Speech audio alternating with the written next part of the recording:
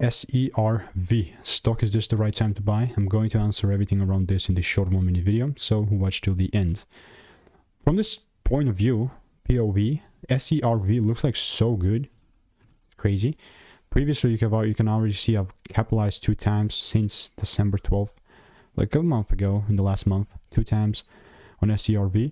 And specifically now, I'm looking for the same thing. Notice how I was waiting for breaks above it, then we broke lower. The idea here is that I'm all for it, you know, I'm all eyes on it. If I see a 1 hour full candle close above here, there's nothing stopping me from taking things higher.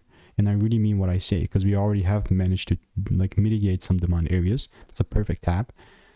I already seen some expansion. If there's a second break above 1733, you better know that I'm jumping in on a bandwagon. Again, this is just my 2 cents. It's obviously not financial advice. And if you want to make more money trading in a simple and lean way, click the first link in the description. It's a free newsletter.